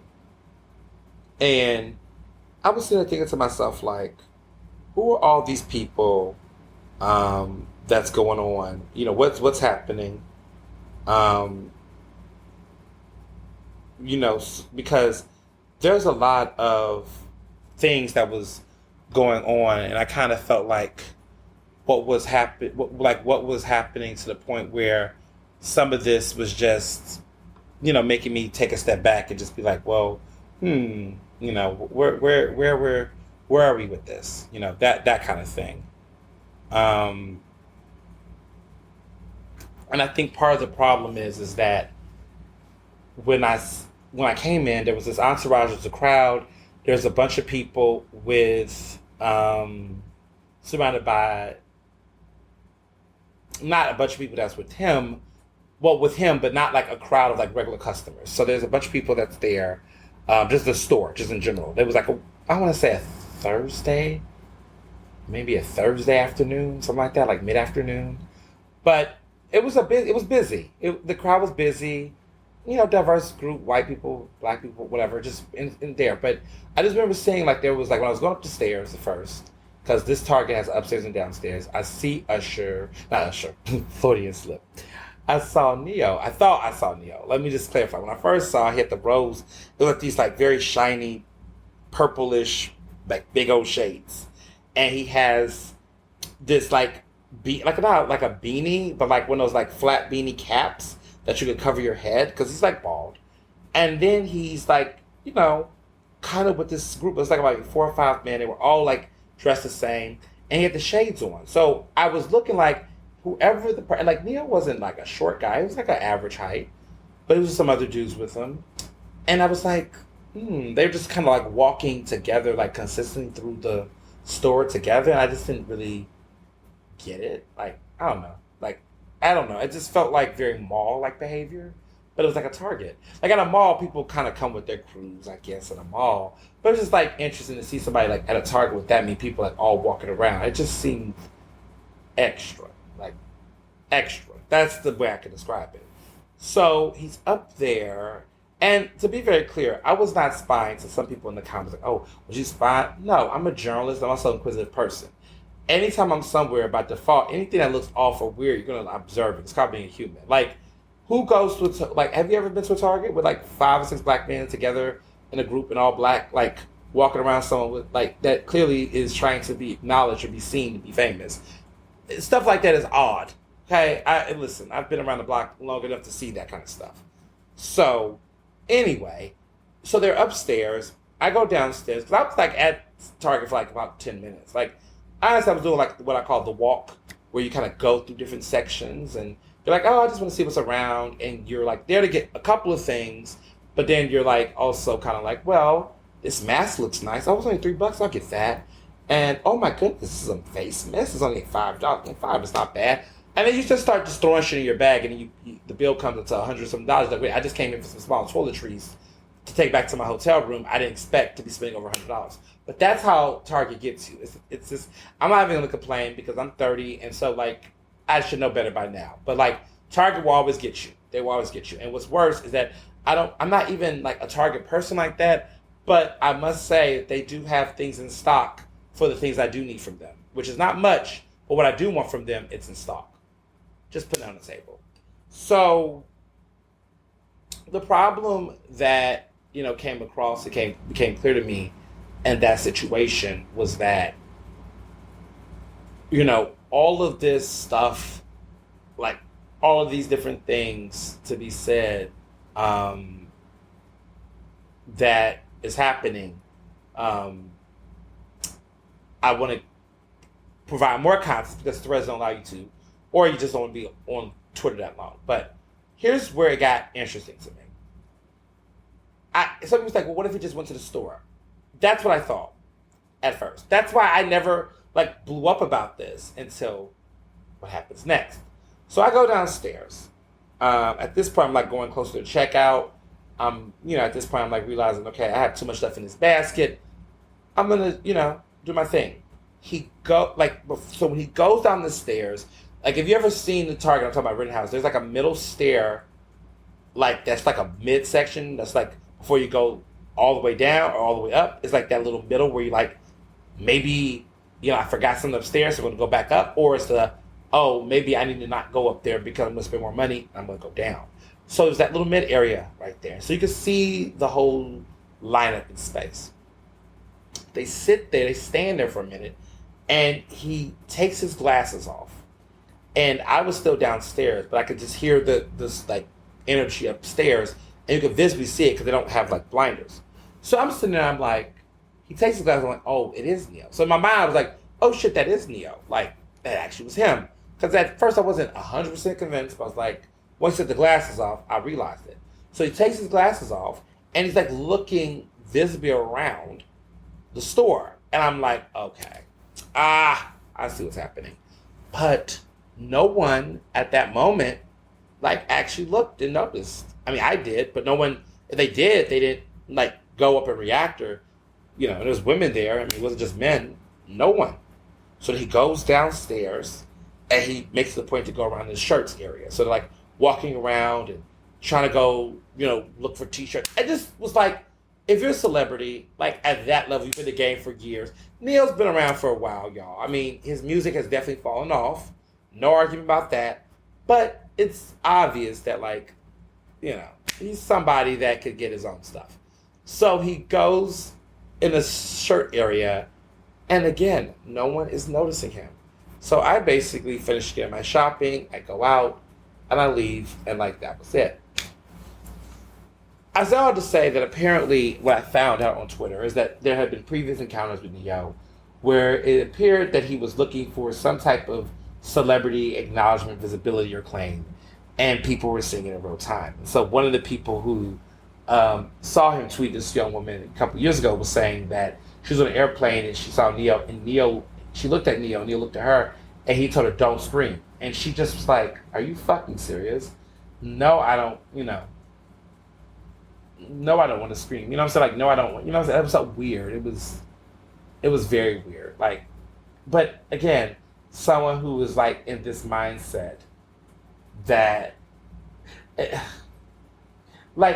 again, maybe someone would have screamed if it was 2005, maybe, but not in 2019 or 2020 or 2022. I don't know anyone who's screaming for Neo like that. I mean, even at his height, he had a moment. He's had number one albums, number one hits. There's no taking, Grammys. There's no taking that away from him. For sure. He wrote Irreplaceable by Beyoncé. Beyonce's Irreplaceable song. He's wrote Unfaithful for Rihanna. I can't take away the artistry. He's talented. He had some good old songs back in the day. Say It was cute. Do You is one of my personal favorites. But just what are you doing?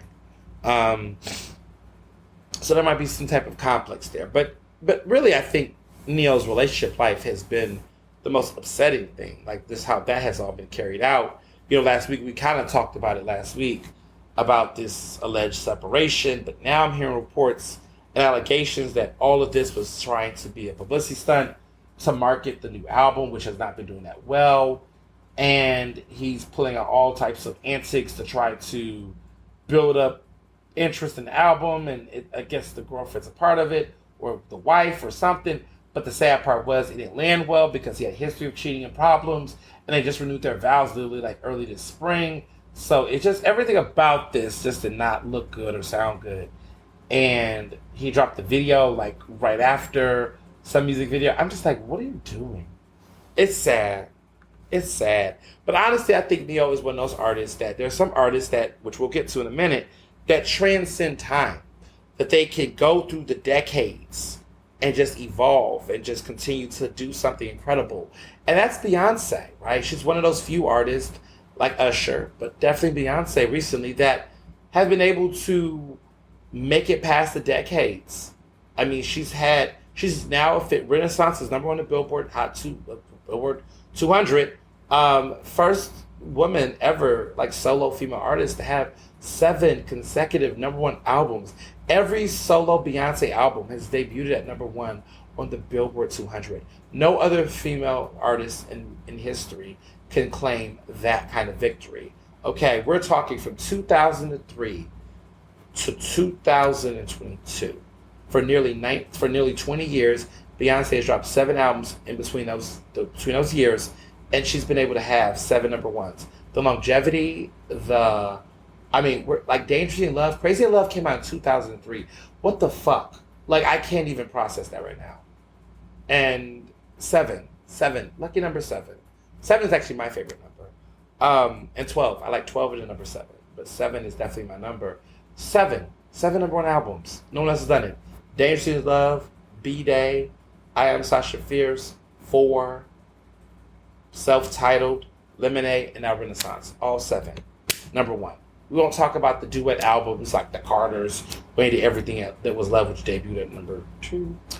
Or any of the Destiny Child albums, which some of them were good too, and some of them had number ones. But she, as a solo artist, has had that. And she's had hit albums. She's been in music for nearly 25 years. I mean, it's giving Rock and Roll Hall of Fame. It's giving that. Jay-Z's in it. I mean, Beyonce's definitely eligible. I know Mariah's coming soon, if not now. I mean, Rock and Roll Hall of Fame, I mean, some of these artists are long overdue. So, I mean, I remember fighting for Janet, when that was.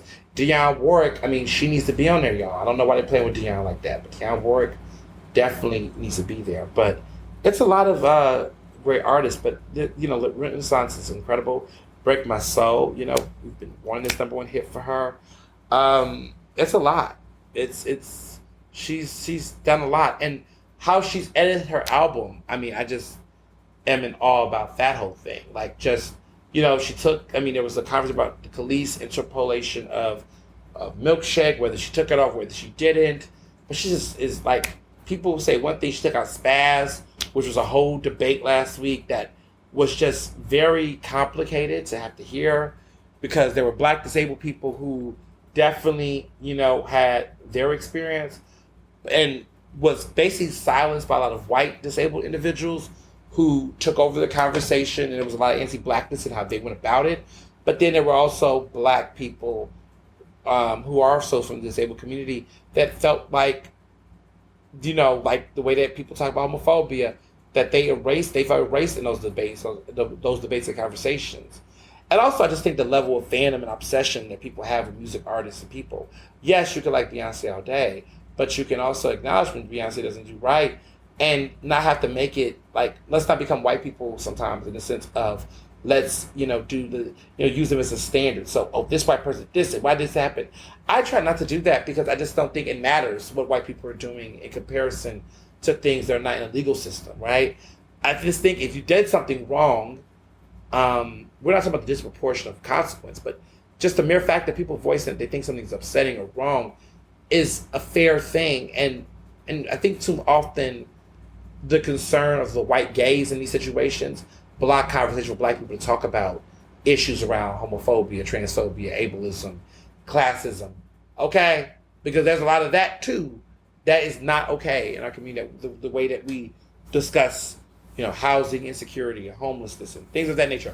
There's a lot of things that it's just we need to stop doing. And I don't care if white people are doing it or not doing it. It's just like, we don't have to. Why does that matter in those cases? And so I think sometimes we can over-litigate and over-analyze in the name of quote-unquote racial justice, but not looking at, to say, disability justice or misogyny, right? Just for women.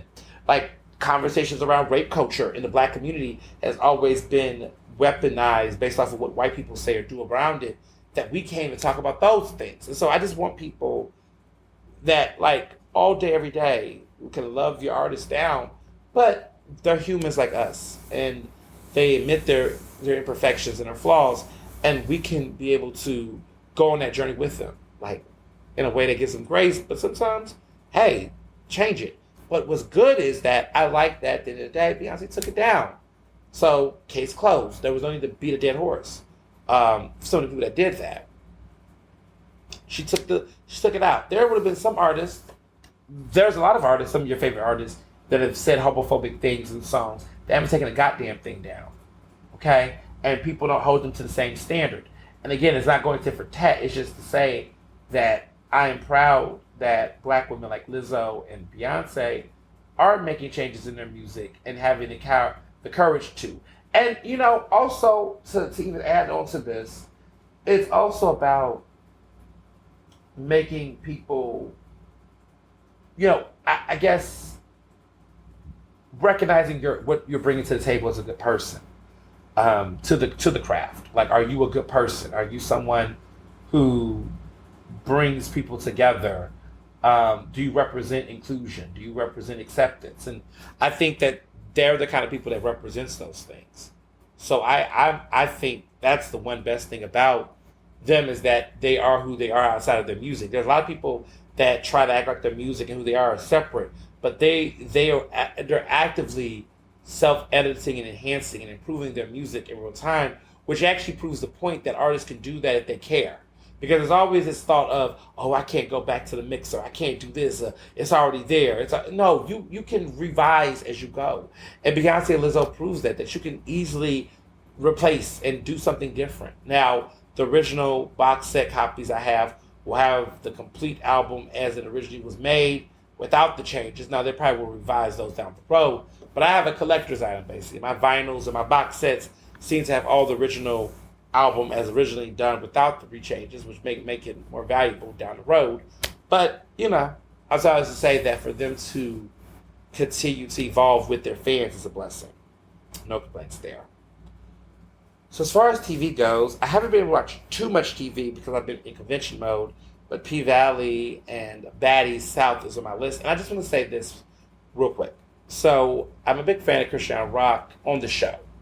She has her issues, of course. But it's just really disappointing to see her and I guess the rapper Blueface still together. I'm really concerned, I must say. Watching a lot of the videos and their antics on social, it's giving, I don't want to say Bob and Whitney because rest in peace, Whitney. But it's giving very much abusive relationship. And let me say, it is very much an abusive relationship. I mean, they're fighting each other, they're hitting each other, there's allegations of cheating, and there's threats and all types of just bizarre things. And it's sad because I really hate, I keep saying how much I hate the Shade Room, I really do. Because they're amplifying it and giving it attention. There's a part of me that feels like they're clearly doing it for attention, but it's because we have a society that celebrates this type of chaoticness. And we have to get to a point as a community to say, okay, there's lines that we don't cross, and this consistently is one of them. But for whatever reasons, people have really fed the monster of this type of shit. So I'm just hoping that they break up because they're just not good for each other. They say stuff. People make these jokes like love will make you do crazy things.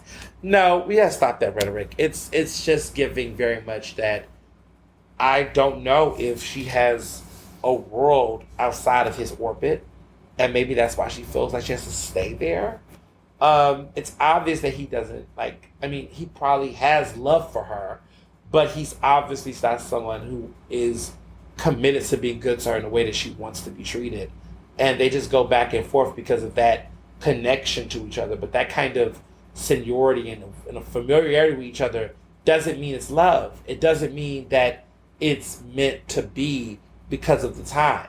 And I think there's a lot of people that get in relationships that are like, because we've been with each other for so long, we just got to be with each other. And it's like, no, if it's not working, don't waste your time. Or you feel like it proves to the people. Like, no, you got to be with someone you really want to be with.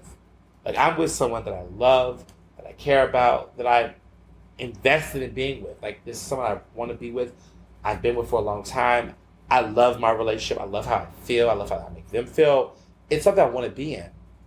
I think there's people who feel like because of the time that means that it has to be right because, otherwise I won't have anything to explain or justify, because maybe they didn't get married, they get stock, they get invested, they get something out of the relationship. So they're trying to wait for some claim to stake to justify it all. But sometimes it was good while it was good. Maybe the justification is simple. Maybe it is, we've been together, we spent many years together, we had a good time, we bonded, we connected. There were some times that were there for me, but now looking in retrospect, we've grown apart in that way, and you know what? That's okay. That's okay. It can be that simple, rather than all the cheating and abuse and the torment, the trauma, because eventually someone's going to end up doing something that's going to go too far. And why do we have to wait for that? Why can't we be more proactive? So, those are my thoughts on that. But Queen Sugar is coming back in the fall, which I'm excited about. They were promoting and teasing out the new season, the final season.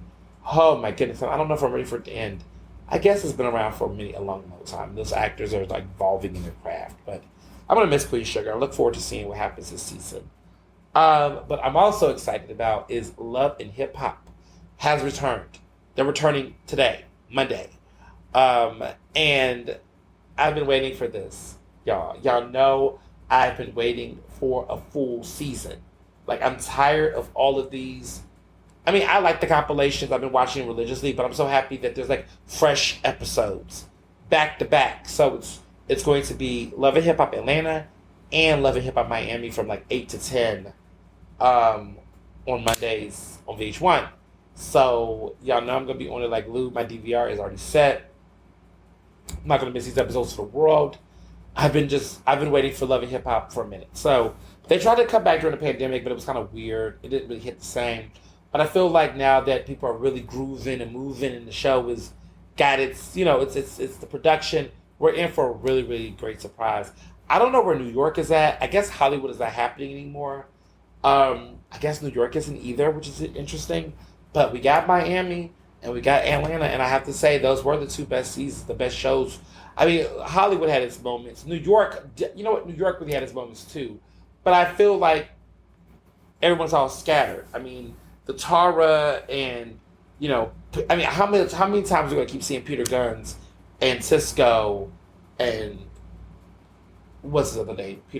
Rich Dollars argue and mess with the same women. Like, how many times are we going to see the brothers fight each other? Like, I'm just over that. The Tara and Amina thing, like, that is old. Like, how many babies and revenge children they're going to have. Like, I just feel like New York played itself out. Hollywood, I mean, so Mr. Johnson believes that Hollywood was just all made up. And when I first heard this, I was like, oh my God, it's Hollywood, it's LA. Like, these people are real. It's just like, a little bit different. He just thought like everything was made up and just cheesy. And I must say that it do feel like they were a little bit acting a little bit now. Like, when I go back and watch the old episodes. Like, Tara Marie, though, I believe she put her heart into it all. She did have some real issues and demons she was battling. Ray J, I'm over it. Ray J's on every fucking reality show. Every year is a new grip for him.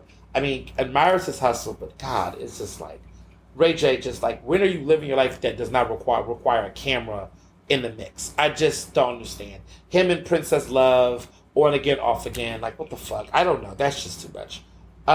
Miss Nikki, who I like personally, but I mean, Jason Lee has definitely evolved for better, some people would say.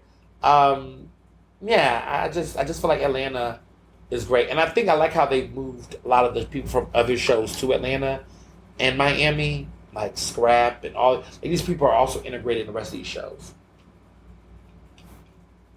So we'll see what happens there. But as always, I'm going to take this week to get ready for August. We got a pool party. I have a pool party on Thursday at the W, which I'm super excited about. There's a lot of other surprises that are coming. The Lit Brothers are going to get together for the pool party on Thursday. I've missed them so much. I miss everybody. I'm going to catch up with my girl Amanda. So much to do this week. But I'm also going to take some time to sleep. Like, if I'm not texting or tweeting, I'm asleep. Because, yeah. But, as always, be well and be best. Ernestly Speaking is recorded in Philadelphia, Pennsylvania, and can be found on Apple Podcasts, Google Podcasts. To stay up to date with the latest on the show, follow me on Facebook, Twitter, and Instagram at Mr. Ernest Owens. Use the hashtag Ernestly Speaking to tell me what you thought about this episode, and check out my website at ernestowens.com.